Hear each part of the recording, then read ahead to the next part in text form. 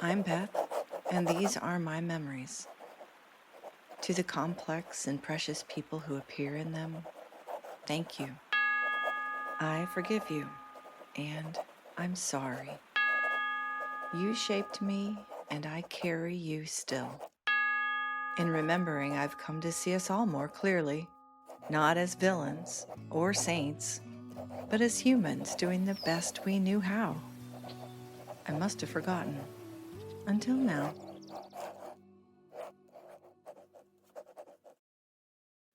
In October 1975, the sadness of the divorce clung to the Fowler house like the indelible stain that black walnut husks leave on little girls' hands when they go foraging for nuts. The underhanded hits just kept on coming. Grandpa Albert on my dad's side had been in a nursing home for several years after experiencing a devastating stroke. He was completely unable to get around on his own or take care of himself. My grandma Irene had walked to the nursing home every day to visit him because she had never learned to drive.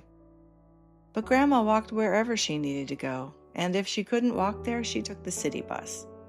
She had done this even before Grandpa lost the ability to drive.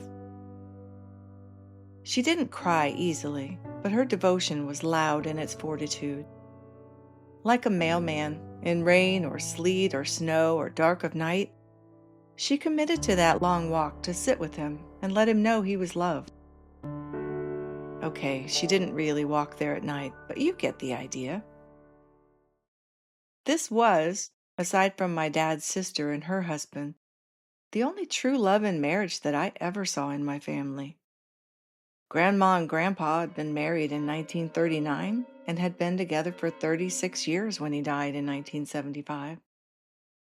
Everyone talked about what a sweet man Albert had been. He had kind eyes and an easy smile. I have a photo of him at his workplace in the 1930s, and he could have been a movie star. He was more handsome than the film actors of the same time. I say, old chap, you could be a star in pictures. But Hollywood would have kicked him around because he was too kind-hearted. Grandma was not exactly beautiful, but she had a lot of personality. She had the curly hair that she sent through the gene pipeline to me, and she also had an eye that didn't point the right direction. It wasn't a lazy eye. It was from an injury she had when she was a girl. She'd been running through the woods and a locust tree thorn had snagged her eye. I cringed to think about that injury and how painful that must have been. But Grandma was stoic, strong, and spunky. She also had a good sense of humor and liked to laugh. But I suspected she could be strict if I misbehaved. So all the stories I told her placed me as the hero or the victim, never the naughty one. Grandma's worst criticism came out when other people's kids misbehaved. Gah, it's the ruination of him. I never wanted her to say that about me. I was lucky that I had known Grandpa Albert before his debilitating stroke, when he still lived at home with Grandma. He always sat in his recliner in their TV And room. in local news today, 2 men He had were one arrested lens in after his driving glasses blacked out because he had lost sight in that eye, but it didn't dampen his kindness. He didn't seem resentful or upset about it. I always thought what a strange coincidence it was that both of them had an injured eye. Grandma always kept butterscotch candies in a glass jar with a lid. It was simply impossible to get into that jar without the lid clanking your guilt all through the house. Beth, don't you think you've had a lot of those today? Candy is better when it's special. Grandma also always kept a plate of cooked bacon on top of her stove. Anytime I would visit her, I could sneak into her kitchen and snatch a piece of bacon. I can't imagine this would meet any kind of food handling safety guidelines, but I must have made it through okay. Grandma and Grandpa's generation really didn't have much information on how what they ate might affect their later health. But all that bacon probably hadn't helped Grandpa's vascular system very much.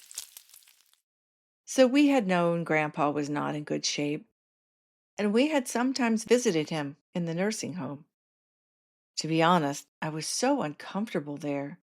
He couldn't really interact with us. I don't remember him talking, and I don't think he could.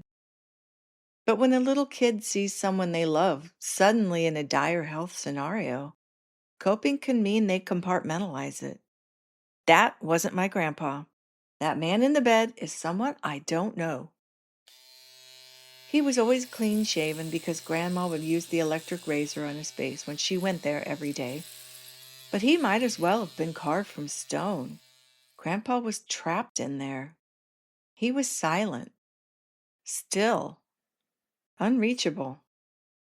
It reminded me of the Star Trek episode that told the story of Captain Christopher Pike, the captain of the USS Enterprise before Captain Kirk.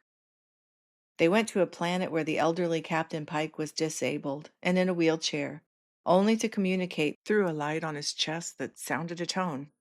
One blink for yes, two for no. Captain Pike had a blinking light. My grandpa Albert didn't even have that.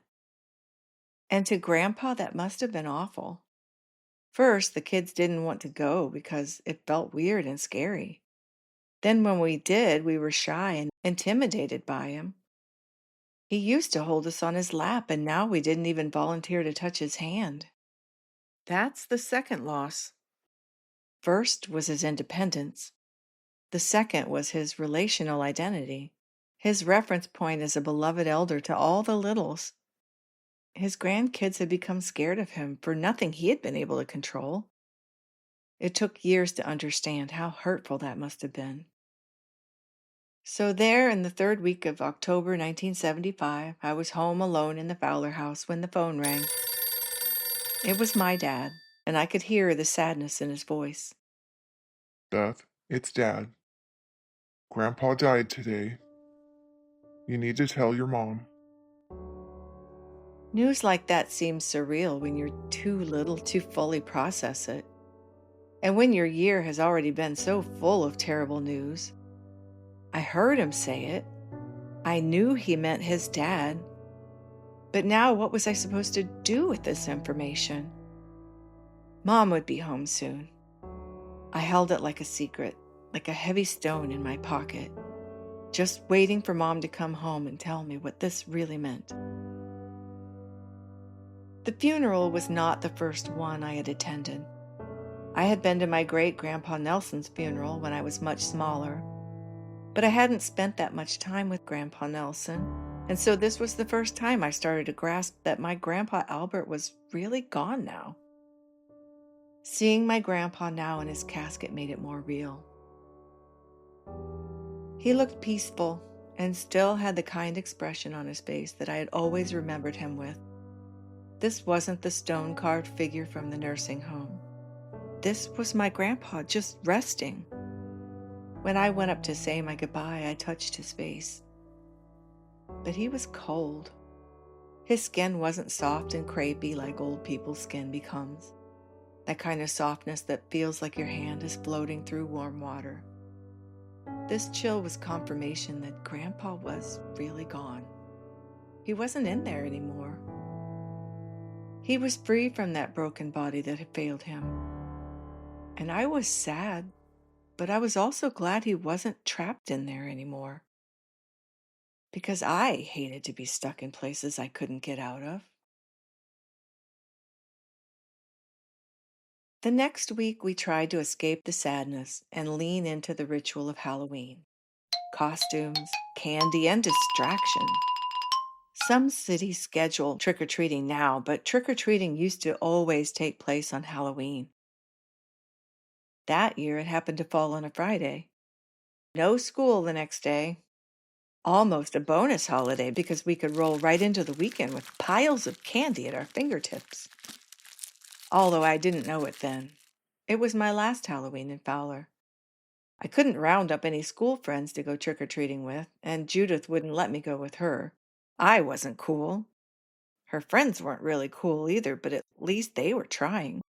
I wasn't even trying.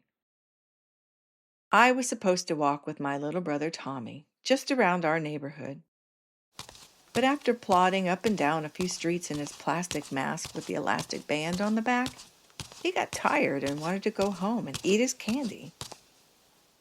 Those masks were so uncomfortable. The edges were sharp. The eye holes would catch your eyelids and scratch your skin. Most of them squished your nose. And even though they had air holes in the nostrils, it was still hard to breathe in them. It was like having a piece of brittle plastic wrapped around your face. Well, yeah, because that's what it was. I didn't have a store-bought costume. I made mine. Maybe that's why Judith didn't want me tagging along with her friends. Homemade costumes in the 1970s were typically things like gypsy fortune tellers with lots of bangles, super wrinkled old people with baby powdered white hair and lines drawn on their faces, or the tried and true white sheet ghosts, recognizable and simple. Not mine. Judith wasn't impressed. I used to watch a TV show called The Lost Saucer that starred Ruth Buzzy and Jim Nabors. It might be insufferable now watching it as an adult, but I loved it then. It was easier to be a little couch potato than to admit I didn't have many friends in Fowler. So for me, it was all TV all the time. The show featured two androids from the future stuck in 1975. I wanted to be one of them. I was a little robot who wasn't where she belonged. But robots don't get sad about it. They just get busy trying to find their own kind and their own place. I didn't need to say I was lonely. Robots don't say things like that. They just blink and move on, scanning for signals on which way to go. Middle children learn young. It's our job not to be needy or demanding. So, if I wanted to be a robot android with a smiling faceplate, I had to make it happen. I worked hard on that costume. I sewed fabric to square milk cartons to make robot panels. It probably looked ridiculous, but I thought I had done a great job, and I felt accomplished and proud of it. And after Tommy got tired and I took him home, I had no one to go back out to trick or treat with. So I just went by myself. Yes, by myself. All through Fowler. I had walked all those same streets selling Girl Scout cookies, so why not beg strangers for candy? What could go wrong? My trick-or-treat bag was one of those old plastic shopping bags with rigid plastic handles that will fall off if you put too much weight into the bag. As I walked up and down, block after block, my little robot brain ran calculations. Load capacity on the handles versus the payload. How many more Nestle Crunch bars could I pack in before the handles gave way and all my hard-won candy tumbled down a storm sewer? I was greedy, but assessed that failure wasn't far off. There were no time limits in the 1970s. You could trick-or-treat as late as people would open their doors, long past dark. We didn't only go up to houses with porch lights on. We were candy pirates boldly pounding on even dark doors. Trick or treat, smell my feet, give me something good to eat. Most people would open up, if only to avoid getting their porches corned or their windows soaped. It was actually pretty brutish now that I think about it. Candy piracy is not for the weak. But the bag was getting heavy and I was starting to get tired. Plus, I was unhappy to be out by myself. But at least I had gathered a good haul to take home and taunt my family with. Judith would be so jealous when she saw how much candy I had. Tommy would probably have eaten all of his by the time I got home. As I considered whether to try a few more houses or just make a beeline for my neighborhood, I heard footsteps. Running. A lot of kids had started to clear off the street, and I wasn't seeing very many people now. It was probably time to head back. But I didn't know what I was hearing. Who was running? Before I could turn to find out what was going on, people passed me, older boys running at full speed on both sides. And before my understanding had caught up with what had really happened, all I was holding in my little hand was the two plastic shopping bag handles. I had been a candy pirate pounding on dark doors, claiming my loot with daring and bravado. And now I'd been boarded and robbed. I heard the bandits laughing as they got farther and farther away. I held up the naked handles and blinked at them in disbelief. This couldn't have just happened. I had worked hard to collect that candy, even when I had no one to walk with me. I had spent hours making my costume. I had even overcome that feeling of isolation because I had started feeling more and more satisfied with the contents of my candy bag. When the reality set in, I had been mugged. The tears came. I walked by myself, head down, feeling defeated. I cried quietly in anger and indignity and frustration all the way home. The costume I had worked so hard on went straight into the trash can in the garage. I washed my face, brushed my teeth, and went directly to bed. I didn't have a single piece of candy to show for the whole night. All I remember about my ninth Christmas was the awkwardly shaped present and its after effects. It sat, wrapped so as to be incognito, blatantly lumpy under the tree on one side, with an identical lumpy package on the other side with Judith's name on the tag. I thought I knew what this was. It was one of those gifts that, if you've seen enough life and opened enough presents and watched enough Saturday morning TV, you can identify before unwrapping it. It was long, skinny, with one end rounded with a point. Now I know that's an OG arch. And the other end squarish and bent upward a little bit. 4 distinct bulges across the bottom. I was excited. I wanted to open mine before Judith opened hers, to savor the gift in its first exposure. I didn't want to see hers beforehand. I tore into the awkward paper job, and behold, a skateboard, just as I'd guessed. It was a Ooh. lemon yellow plastic platform on ball-bearing wheels. When she saw mine, Judith also ripped the paper off hers. Exactly the same. Even the color. How would we even tell them apart? Probably I would just have mine with me all the time so we couldn't get them confused. My mind immediately assumed the trajectory for my future skateboarding glory. I could ice skate and roller skate. How much harder could this be? Probably easier because there were no tall boots to lace up. Plus, I wouldn't outgrow this in 6 months. Already at 9, my feet were bigger than Judith's, even though she was still taller. I would be airborne by spring. Woohoo! I immediately imagined myself sailing down huge hills with grace and style, my unruly hair flying in the wind behind me so that no one would pay attention to my forehead cowlick. I would impress everyone with my speed and the ease and control of my copious wheelies. I would jump off ramps over boxes and eventually cars. I was going to be great at this. Maybe I would give Judith some pointers if she was nice to me. As soon as we had finished opening our presents, eating Hershey's Kisses out of my stocking, and that squiggly hard candy that always has stocking lint stuck to it, Yuck, why does Santa bring us these? They're always furry. and scarfing down a bowl of cereal, I ran excitedly out to the street. And that's when reality hit me. Indiana is a really two-dimensional state, and Fowler was a relatively flat town. My street was flat as a pancake. No slope at all.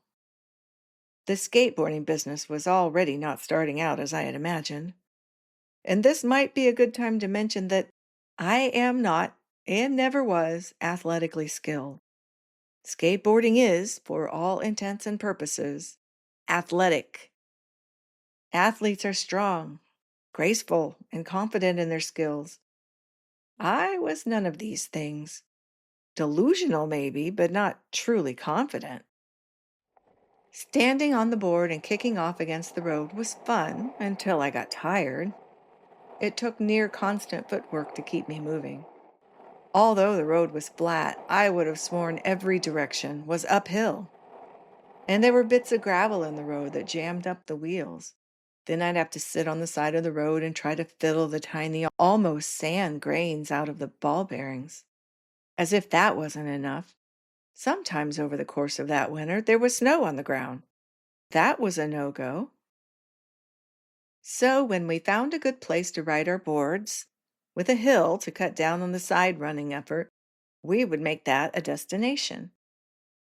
Judith and I didn't hang out very much because she was older and had more sophisticated ideas about what was fun, or at least she thought so. But the skateboards were something we both liked. She was a little more athletic than I was, but not enough to make me feel like a loser. I could keep up. Even I was allowed to go with her if she took her board to the park or to her friend Tammy's house because Tammy's street had a gentle hill on it.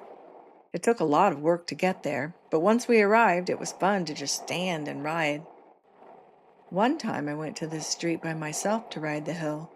My sister's friend saw me and invited me inside to have a hot dog. I wouldn't turn down a hot dog, so I followed her in. Her family had just bought an Amana radar range, one of the earliest microwave ovens. They were the first people I knew who had one.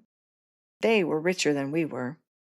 The thing was huge and built like a tank, kind of like how old car phones were as big as a box for cowboy boots.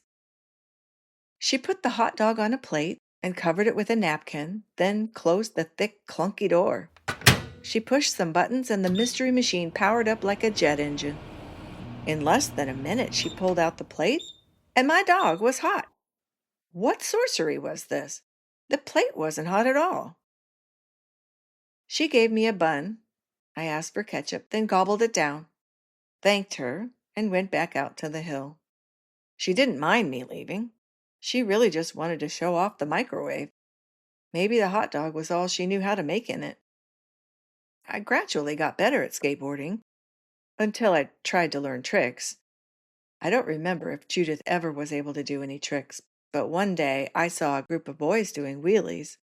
I watched and tried to copy them, but every time I tried to do a wheelie, I would just lose control. I would have to hop off while the skateboard flew out ahead of me, hopefully not into traffic. Another of the boys rode towards a tree branch that was low to the ground. As he approached it, instead of turning to avoid it, he crouched down on the board and held onto it with his hands, going under the branch, and then stood back up again on the other side. Ooh. That looked like something I should be able to do. I didn't want to find out otherwise by smashing into a tree branch, though, so I just worked up some speed and crouched down on the board. It was hard to maintain balance so low to the ground because I was basically a boulder on wheels. I stood up quickly to avoid falling off sideways, and then still fell off. But surely I could do this, and this girl was determined. Kick, kick, kick, kick. I worked up speed again, gathered my wits. I think I can. Slowly and as gracefully as possible began to lower myself to a crouch. Just as I felt the pride of getting into that low position, I reached down to hold onto the board like I had seen the boy do. I had to keep my eyes up or I would lose balance, so I reached down blindly. My left hand grabbed the yellow plastic. My right hand overshot a lot and went under the wheel. The resulting impact threw me overboard. Ow! The boys continued to ignore me just as they had before. This had to be a first. I had managed to run over my own hand on a skateboard. I snatched up my hand and clutched it to my chest. My fingers were bleeding from the road rash. This wasn't very much fun. What if this had been my face? Helmets weren't a thing yet, so it wasn't outside of possibility. I decided then and there that I was not meant to be a skateboard acrobat. I had thought I could, but I had been wrong. I was meant for academics, not athletics. I was meant to go straight, keep my body upright, and my feet on the board. No more tricks for me. At home, Mom put mercurochrome on my scrapes. Ah. Me wincing, knowing that the sting is how you know it's working. She wasn't too concerned. It was just a flesh wound, after all. She was a working mother now and had other things to worry about, like keeping us fed and how to keep us in the house now that Dad had his own place to pay for. She just told me to be more careful. I must have had a different kind of delusion to look for sympathy from my sister. Judith burst into hysterical laughter when I told her what happened to my hand. There's nothing better than someone entertained by your injury. She couldn't fathom how I could have done such a thing. But neither could I in retrospect. Over time, I was able to laugh at my yellow-tinted foibles. She was right, it really was hilarious. Learning new stuff had always come easily for me. I hadn't tried a lot of things I was just bad at. With the lemon yellow hand squisher, I had found one. It introduced the notion that maybe it's not possible to be great at everything. It's important to try new things, and it's okay to fail. For most of us, it just takes a few failures. But in the end, it doesn't make us less than because we find a limitation. We have to evaluate ourselves on a wider scale than just what we're good at. Am I kind? Am I loyal? Am I honest? For years, I rode the lemon flash, lover of gravel, hater of human dignity, and never mastered a single trick. And no one I knew ever cared one bit about that. 3 kinds of gravity shaped that last year in Fowler: loss, treachery, and the lemon yellow hand squisher. Grandpa Albert's death cracked the world open and proved people we loved won't be here forever. The candy mugging illustrated I wasn't immune to people's bad instincts. My pride took a hit from that ridiculous accident, but the skateboard taught me that failure isn't fatal. Sometimes it's just funny later. I didn't master tricks, but I learned how to fall, how to laugh about it, and how to measure myself by more than skill. Kindness, loyalty, honesty, those were the real wheelies. And nobody I loved doubted that I'd follow through on them. That was the most important thing.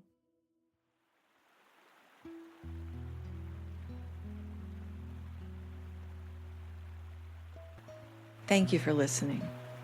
These are my memories, and maybe they echo yours too. I must have forgotten, but I remember now. If this episode stirred something in you, please consider sharing it, subscribing, or leaving a review. Sound design for this episode includes excerpts from MuseHub and Pixabay. These audio textures help carry the memory, shape the emotional arc, and are honored with gratitude here.